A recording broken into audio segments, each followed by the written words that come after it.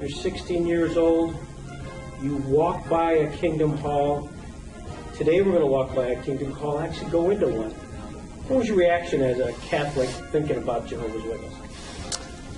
I used to have a girlfriend who lived probably a couple miles from my house, so I walked over there as often as I could.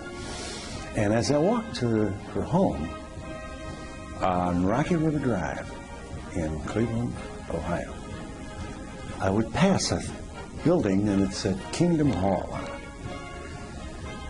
And I knew Jehovah, it was all. But what I remember most vividly was my feeling about who were these people. Now remember, I'm not only Catholic, I'm 16. I'm a member of the one true church. I have a pope who can't make mistakes on matters of faith and morals.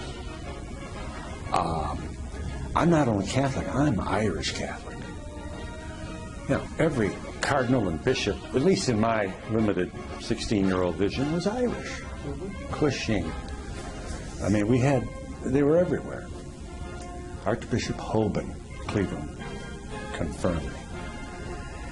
So here, I was so grateful that I'm a Catholic. And not one of these weird people in this, what goes on in there?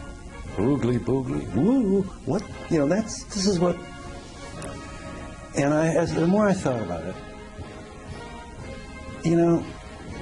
if I had been politically conscious, which I hardly was at age 16, I bet I'd have thrown a stone at those people.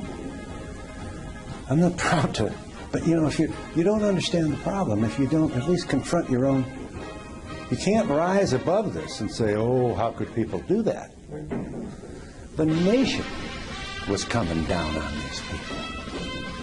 I have a mental picture of little William Gobitis, 3rd grade, holding on to the pocket of his breeches.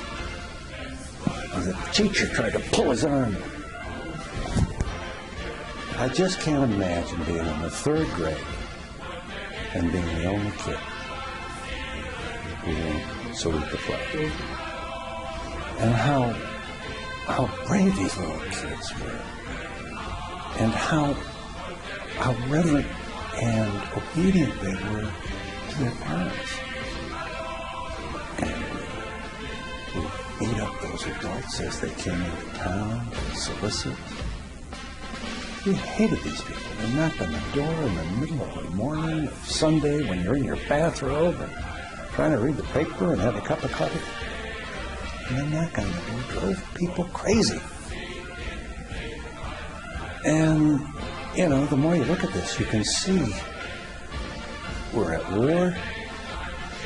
Americans are dying in the Pacific, European fear. You know what wouldn't salute the flag.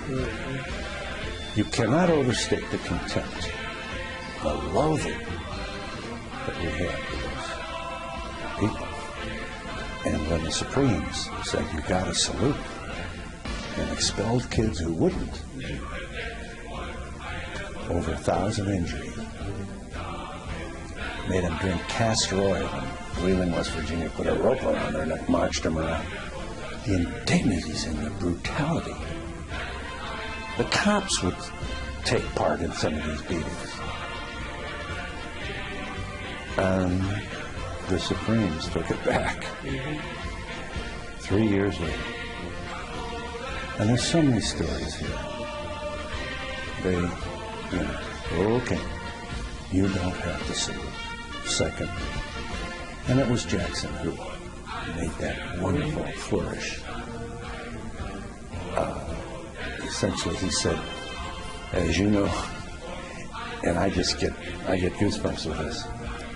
If there is any fixed star in our constitutional constellation, it is that no official, high or petty, can prescribe what shall be orthodox in religion, nationalism, politics, or any other matters of opinion, nor may he force to confess by word or act a belief therein. You can't force an American to believe anything. You can't force an American to believe in America or the United States Constitution, which grants the right not to believe in anything. You know, it's fascinating to me it took us so long to encode this. And it was Jackson speaking for the majority. It took two decisions. And they grabbed this little kid and they went like this. The nation stopped right there. And they essentially, Robert Jackson looked over that bench and he looked at those kids and he said, this is what the decision means. You obey your parents. I mean, what's American to you? This is just one reason why I'm a proud American. And why I respect witnesses, not only for their courage, but what they did for all of us. You can't force a person. The Soviet Union said you can't believe in God. Imagine, how do you enforce that? It's like passing a law saying you can't think about a pink elephant. There's no way to it. This is absurd. But it's what religion and faith and messianic attitude and evangelism can do to you. And I think about the school, the van that they all got in to go up to do homeschooling,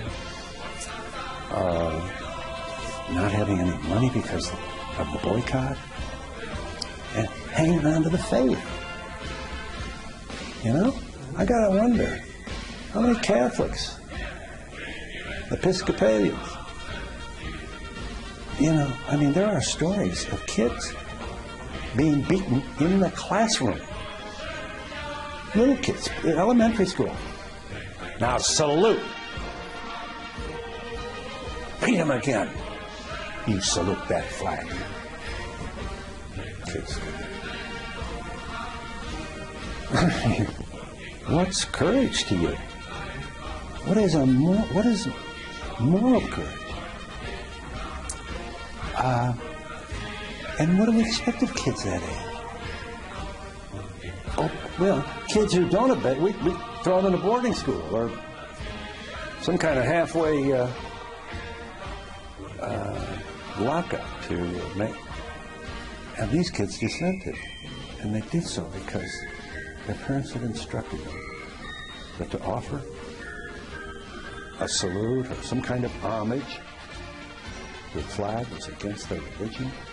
You can, as a witness, you can only offer allegiance to the God King Jehovah. All else are false icons. And that's their faith. And that's their right. You can worship a pet rock if you want to. No official, high or petty, can tell you that this isn't orthodox.